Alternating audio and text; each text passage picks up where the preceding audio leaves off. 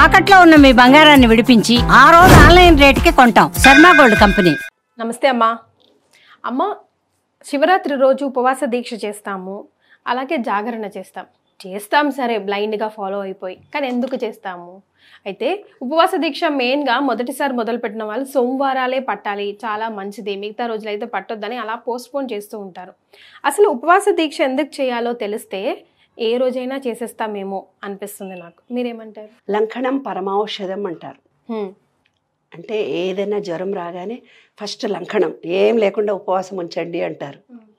ఉపవాసం అంటే ఇప్పుడు మనము ఒకరోజు మన ఇంట్లో ఉన్నాం, మనమందరం ఈరోజు ఎక్కడికో లంచ్కి వెళ్ళాలి అనుకో, అబ్బా ఎంత హ్యాపీగా ఫీల్ అవుతాం. అమ్మయ్యా ఎంత పని తప్పిందిరా బాబు, నాకు ఇవాళ పప్పులు ఉప్పులు కూరలు వంటలు ఒక గంట పని తప్పిందని ఎంత రిలాక్స్ అయిపోతావు కదా. అలాగే మన బాడీలో నిరంతరము అది డైజెషన్ చేసి చేసి చేసి అది టయర్డ్ అయిపోయి ఉంటుంది పాపం. ఆ కొవ్వంతా ఉండిపోయి ఉంటుంది, ఆ కొవ్వు పేరుకొని పోతుంటుంది. మనం తిన్నదంతా డైజెషన్ అయిన తర్వాత కొంచెం కొవ్వు చుట్టూ పేరుకొని పోయి ఉంటుంది. ఎప్పుడైతే మనం ఉపవాసం ఉంటామో అది కొంచెం కరగడై ప్రయత్నిస్తే లివర్ ఫంక్షనింగ్ యాక్టివ్ అవుతుంది. అందుకే పూర్వీకులు మనకేం చెప్పారు, వారంలో ఒకరోజు ఉపవాసం చేయాలి నీ ఆరోగ్యం బాగుంటాలి అని.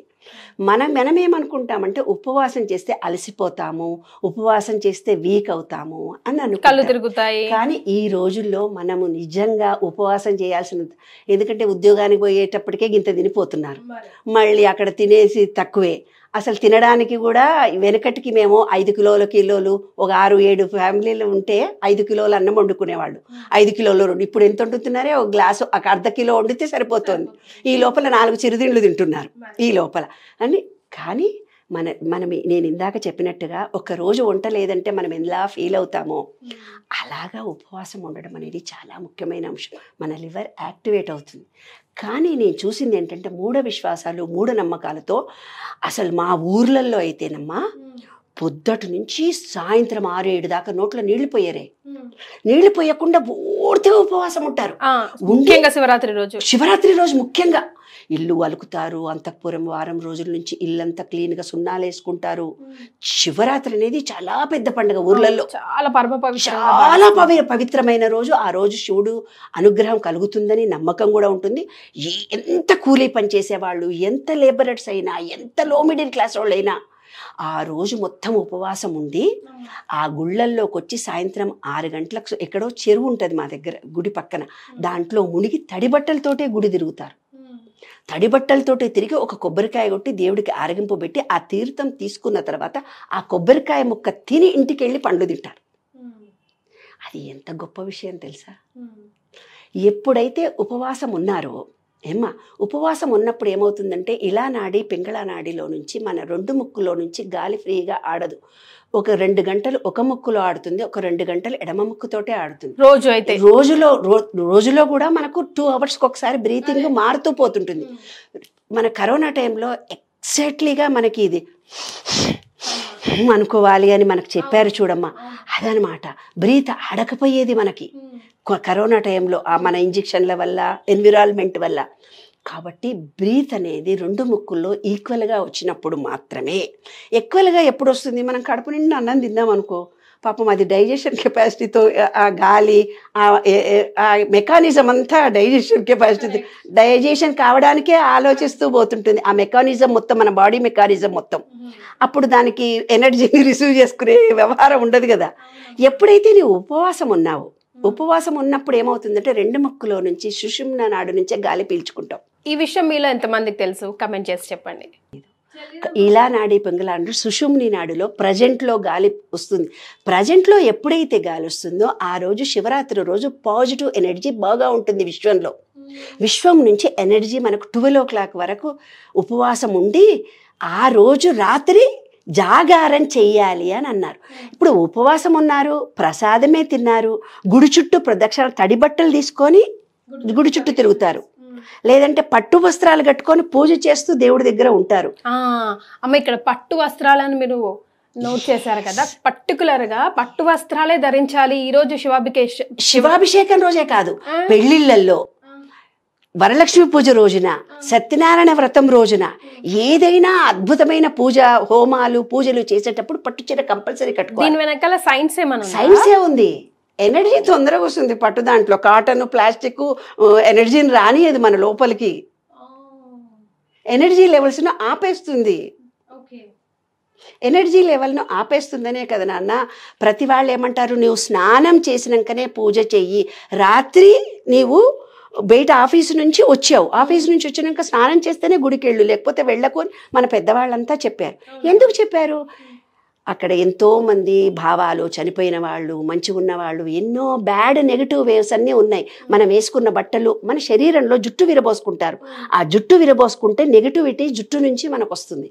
ఆ చివరి కొనలో నుంచి మనకు నెగిటివ్ ఈజీగా మన బాడీలోకి వస్తుంది. అందుకే జడను ముడి వేసుకోండి అని పెద్దవాళ్ళు చెప్పిన అందులో అంతరార్థం అదే.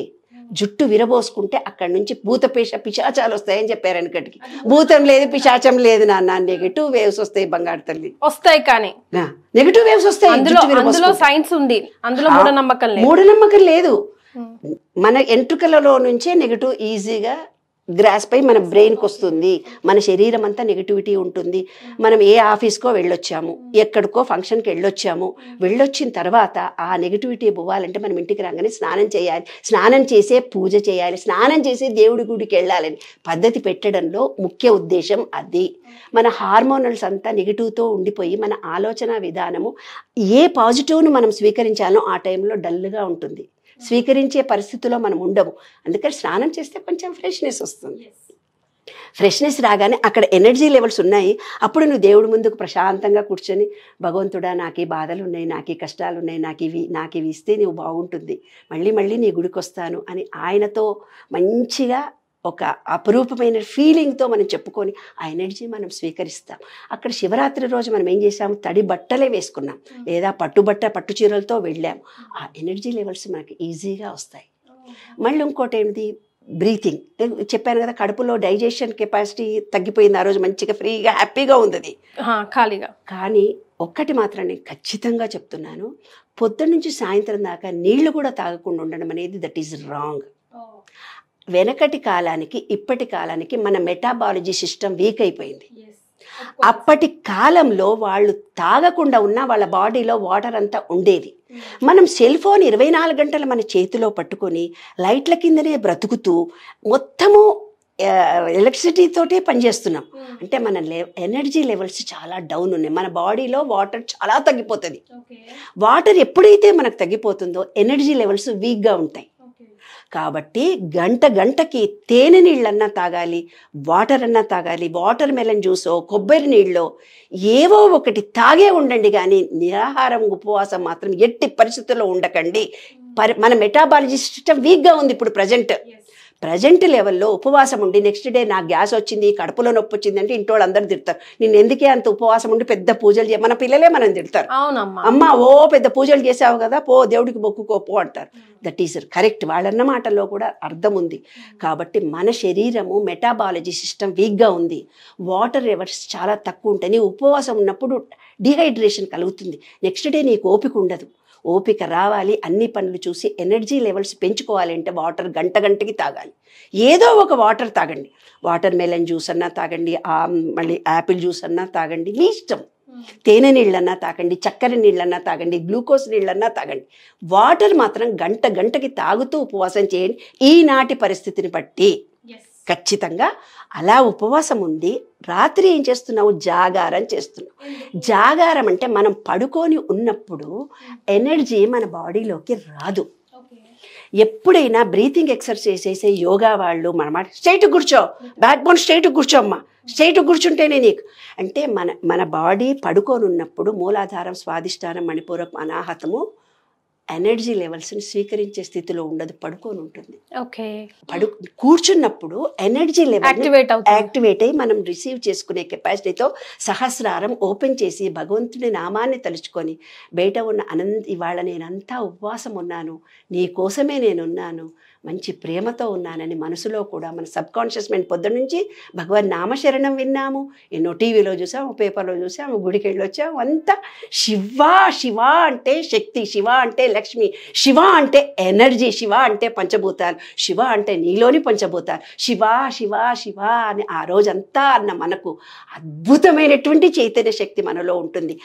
అనంత విశ్వశక్తి నుంచి విశ్వము ఆ రోజు జాయింట్గా స్త్రీ పురుషులు కలిసినటువంటి శక్తి జీవం ఆ రోజు పుట్టింది. అంటే ఆ రోజు అద్భుతమైన చైతన్య శక్తి విశ్వంలో ఉంది. కాలం అంటే అదేనమ్మా? అది శివపార్వతులు కలయిక వల్లే సృష్టి జరిగింది. శివుడో పార్వతో బీజమో మనకు తెలియదు కాబట్టి అదొక అద్భుతమైన క్షణము అని మాత్రమే మనకు తెలుసు సైంటిఫిక్గా. కాబట్టి ఆ ఎనర్జీ లెవెల్స్ని మనం స్వీకరించడానికి సన్నద్ధంగా ఉన్నాము. కూర్చొని ఉన్నప్పుడు ఆ వేవ్స్ మనకు బాగా వస్తాయి, పాజిటివ్ ఎనర్జీ వస్తుంది.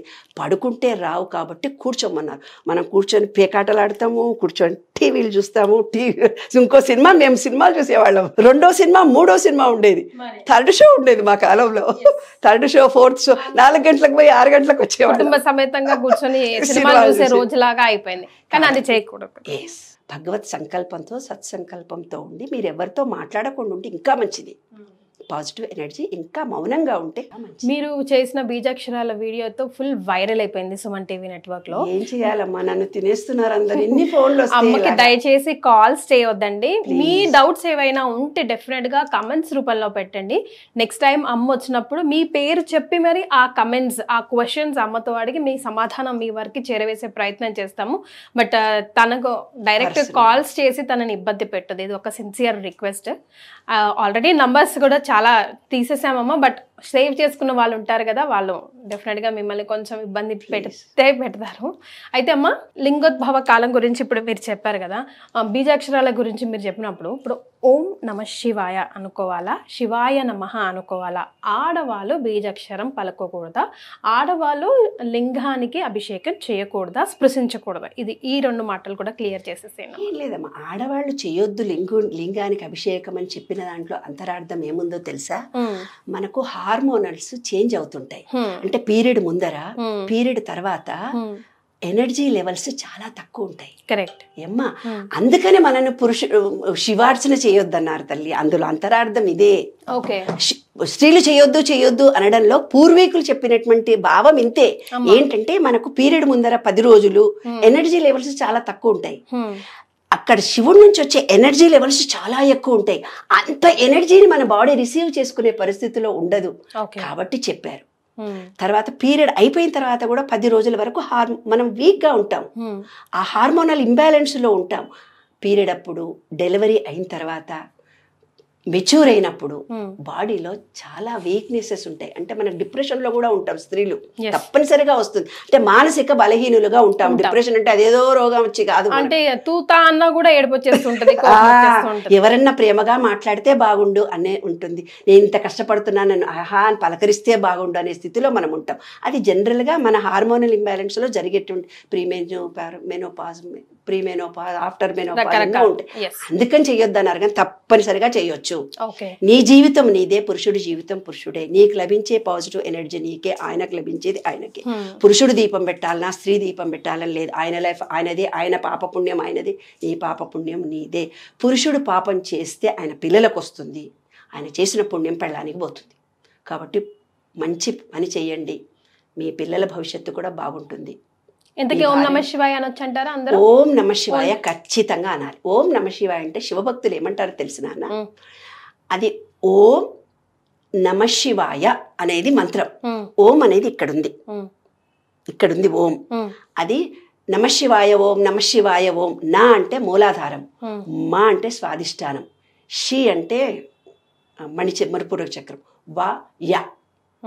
ఓం నమ శివాయ ఉల్టా అయింది, అయిపోయి ఓం నమ శివాయ. ఓం అనేది లాస్ట్కి రావాలి, నమ శివాయ ఓం. యాక్చువల్గా అంటే మూలాధారము, స్వాధిష్టము, మణిపూరకము, అనాహతము, విశుద్ధి, ఆజ్ఞ, ఓం. ఆ ఓం చేసినప్పుడు 7 యాక్టివేట్ అవుతాయి. 7 మనకు కావాల్సిన ఎనర్జీ వస్తుంది. 7 కలర్స్లో బ్లాకేజెస్ పోయి మొత్తం బాడీ అంతా యాక్టివ్గా పనిచేస్తుంది. ఎనర్జీ పాయింట్స్ యాక్టివేట్ అవుతాయి. కాదు నమ శివాయ ఓం నమ శివాయ పోయి ఓం నమ శివాయ అయింది, అంతే. కాబట్టి అందరూ చేసుకోవచ్చు. ఇది హ్యాపీగా మన బాడీని రీయాక్టివేట్ చేసుకోవడానికి, మంచిగా ఎనర్జెటిక్ చేసుకోవడానికి ఈ విశ్వంతో ప్రేమించండి, ప్రేమతో పూజించండి, భక్తితో నమ్మకంతో చేయండి. ఏదో ఇవాళ చేయమన్నారు శివరాత్రిని యాదృచ్ఛికంగా చేసి అంతే ఫలితం వస్తుంది. మరి నమ్మకము, విశ్వాసము, ప్రేమతో పూజ చేసినట్టయితే ఫలితం మనకు వస్తుందమ్మా. నమ్మకము, విశ్వాసము లేకుండా మీరు పూజ చేయకుండా హ్యాపీగా తిని మీ అంతలో మీరున్నా పర్వాలేదు, కానీ అపనమ్మకంతో మాత్రం ఏ ఏది పూజలు చేయొద్దు. చేయకండి. ఎస్, చాలా సంతోషం అమ్మా, ధన్యవాదాలు. Thank you.